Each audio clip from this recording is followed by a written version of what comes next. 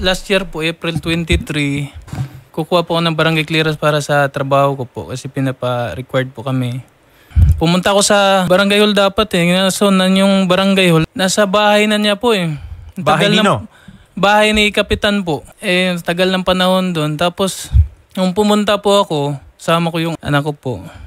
Nabidyohan ko po siyang pag kukuha daw ako, lalagyan niya ng criminal case. Tapos, nabidyohan ko po na dumampot pa siya ng bato para batuin po ako. Chairman, bakit naman hindi ma-issuehan ng barangay clearance itong si Sir Jason Pahulas? Bakit sinabi niya na hindi siya na-issuehan? Binigyan ko siya ng barangay clearance. At saka may kopya ako dito kasi duplicate yun. At saka yung sinabi niya na pumunta siya sa aming bahay, 6 o'clock in the morning. Tulog pa nga ako. Sir, meron naman po palang pirma. Yes po. Yung pinakita po ninyo dito, sir, may pirma naman po si Chairman. Inakusahan na po niya ako. Merong qualified theft, criminal case. Paano po kung makapagtrabaho niyan po? Teka lang ito po, hawak ko po. Chairman, ito siguro yung sinasabi ninyo, April 22 na barangay clearance. Yung last year po. Hindi, 23, 29, yung duplicate. 29 yan. 2023 po, yung isa po. 2023. 2023, okay. Oo. Ayun po. So ano yung sinabi niya, yung ma'am. recent po yan, itong taon na po. Yung April 2024. Okay. 21, April 21. Nakalagay kasi po dito that according to our barangay record, the above named person, eto nga si Sir Jason Pahulas, has a derogatory record on file. So yun po yung gusto nyong linawin ngayon kay Chairman. Yes po. Chairman, opo, pakilinaw na lang, Chairman. Lininawin ko na po, sir, na may kaso siya na qualified theft.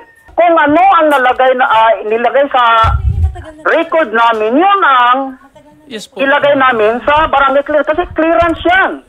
Kap, ito pong inisyo nyo daw po na barangay clearance is April 2023 and April 2024. Yes, ma'am. Meron daw po siyang bagong in-applyan pero yun daw po yung hindi nyo daw po pinirmahan. Meron pa rin criminal case yung 2024 na yan po. Hindi ko ma-clear Ayun po yung gusto nyo pong i-clear na lang po. Tama po ba? And yung regarding naman po dun sa pag-a-apply daw po niya sa kuryente. Wala, hindi siya nag-a-apply. Nandito yung barangay secretary kasi doon siya pumunta yung bago ito na po, yung kumuha siya sa nagkakaslubong pumunta dito kasi hindi naman ako nang bibigyan naman yan. Ganito kasi ang nakalagay po dito sa barangay clearance na apparently yung derogatory record po ba, Chairman, ay yung sinasabi dito na qualified theft? Yes, sir. Ano po ba tong qualified theft na to, Sir Jason? Yung nanakaw siya ng 21 na bulig na saging. Ano yan? Nasa korte na po ba yung kaso na yan? Pinapile ko na. Wala po. Kailan pa po nangyari yan, Chairman? March yun nangyari. Nandoon yung kuwan. Binigay ko na kay ma'am. Mayroong blatter dyan na nakalagay dyan. Last year pa po yung kaso na yan. Sinabi niya nagnakaw daw ako ng saging. Tanim po ng papa ko yun. Paano kami makasuhan ng nagnakaw ng saging? Doon kami nakatira na yung lupa na yun. At tagal na po, doon na kami lumaki. Kaya namulat kami. Saging na talaga namin yun. Kaya naggulat kami. Meron po kaming hindi ako bibigyan kasi nagnakaw daw akong saging. Pero last year pa yun, sir. Tapos sumuha ako ng barangay clearance nito ngayon. Isang taon na rin po. Ganun pa rin yung pagbigayan sa akin yung barangay clearance. Sabi niya na... Bakit isang taon? April 29 at saka April 21. Ayun po, April 2023. 2023 and 2024 po ito, Kap. Okay. Chairman, gusto ko lang linawin. So, yung 2023 at 2024 na barangay clearances ni Jason, iisang kaso lang po yung tinutukoy dito. Ito po yung qualified theft na nabanggit ninyo na nangyari noong April 2023. Sabi niya kasi sa record book nila po, March nangyari. March 2023. Ano na po ba yung estado nung kaso na yon, Chairman? Yun nga, nandun pa sa korte. Wala po kaming natanggap galing korte. Dumaan na po ba kayo sa barangay? Dumaan sa barangay. Tapos, ang sabi ng hepe, pumunta ako doon para ma-clear yung pangalan ko. Dapat, naggawa po siya ng legal na action para pailan po ako. Wala po Sabi kasi ni Chairman kanina, nakapagsampa na raw siya. Chairman, pakilinawin na lang din. Ano po ba yung totoong estado po nung sinampa ninyo? Kasi apparently, wala pa raw po natatanggap na any notice, hindi aware itong si Jason. Okay, ito nga. So, kailangan anuin ko yung korte. Yung sinabi niya na kumuha siya ng barangay clearance kasi sir, ito ang nangyari. Noong March, nag-apply siya ng security. Chairman, ano po yung case title at case number? Maibibigay niyo po ba? Kasi nandoon sa attorney ko. Sana kahapon yun. Binigay ko na yung case number sa barangay at saka sa lupon. Sir, yung sinasabi niyo po sa piskal, kasi sir, kaninang umaga pa po, yan hinahanap daw po ng aming staff, which is wala po kayong ma-provide para ma-check po sana namin kung ano pong status ng kaso. Kaya lang hindi niyo daw po maibigay dun sa staff po namin. Wala po kasing maipakita. Inatanong ko din po yung researcher kung ano po nga docket number, saan po naka-file. Ang sabi po, wala pa daw talaga. Wala daw po talagang naka-file. Okay, so kung walang naka-file, edi hindi pwedeng sabihin na lang dito na mayroon na siyang criminal case. Yan po yung problema ko ngayon, sir. Magandang hapon po, Director Gentuya. Magandang hapon po. Ayan. Yeah, I was listening to the discussions earlier. Yes po. Yeah, I just refer you po to the ILG Opinion Number 70, Series of 2021. So it was issued in 2021 by then Undersecretary for Barangay Affairs, Martin Dino. One of the reasons for the non-issuance of barangay clearance na nakalagay dito is just if there is a violation of national and local ordinance lang po. Okay. Yun lang po dapat yung rason kung why we cannot issue a barangay clearance. Okay. And not for anything else. So, Director, ito po, si Director po from DILG na to, is it your position then, Director, na dapat na-issuean tong si Jason Pahulas ng kanyang barangay clearance for purposes na makapagtrabaho, kawawa? Wala pa namang, hindi pa naman decided. If there's a case filed, wala pa namang court decision on that one. And then if the complainant has not violated any national or local ordinance per the legal opinion of the ILG, then of course he can be issued with a barangay clearance. Ayan. Napakalinaw po ha, ang sinabi po ni Director Gentuya. Ibig sabihin, hindi lang pwedeng allegations lang muna, hindi pwedeng sasampahan kita, hindi ka na ma-issuean ng barangay clearance. At the very least, dapat meron ng desisyon yung korte. Dito, ang sinasabi po ni Sir Jason, wala kang natanggap na notice? Wala naman sigurong warrant na nakalabas tayo. Wala po. Yun yung pagkasabi ni Hepe na walang karapatan si chairman na issuean ka ng ganyan kasi kaming mga pulis, hindi rin kami pwede magbigay ng warrant sa'yo kung hindi galing sa korte.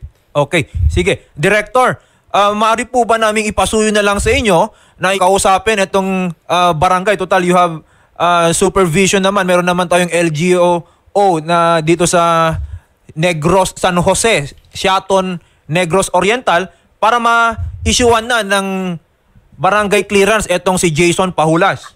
Attorney, in fact, I have binigyan ko na ng instruction yung field officer ko from Siaton to call for a conference between the complainant and the respondent para ma-resolve yung issues nila po.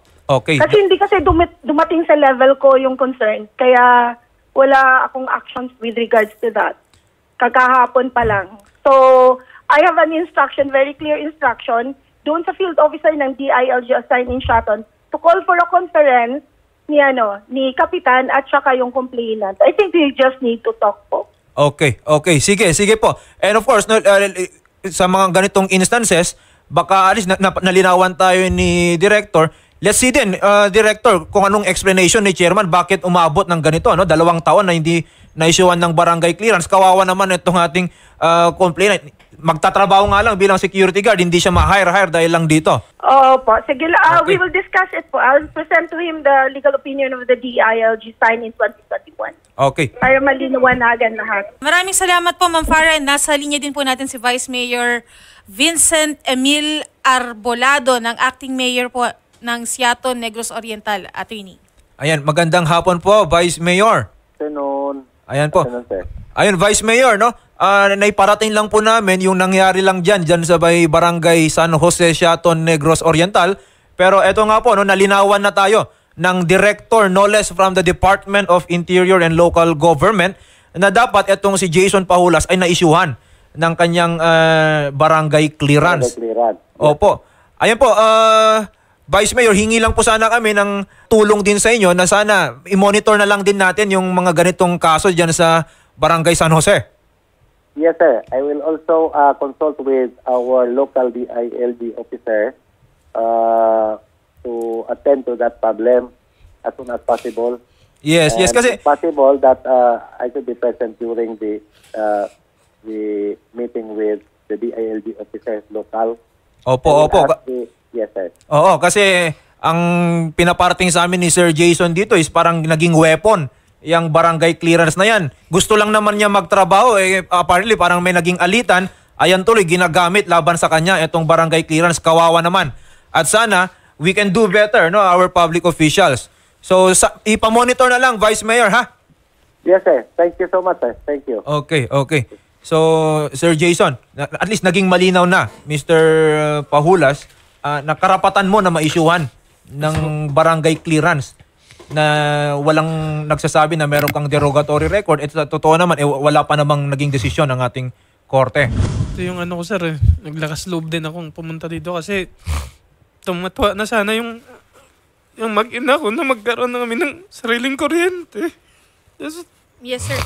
Yan po ay isasama na rin po natin sa ilalapit natin kay Vice Mayor Arbolado para po maaisikaso na po natin yung sa kuryente po ninyo. Tutulong po kami, sir.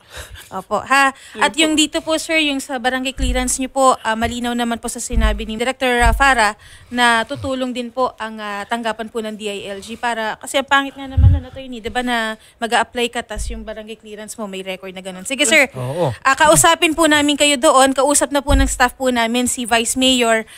Ipasa na po natin lahat po ng documents po para maitulong na din po namin yung sa kuryente po ninyo. Ha? Maraming salamat po. Salamat po, sir, at magandang Thank you po, hapon po. Atty.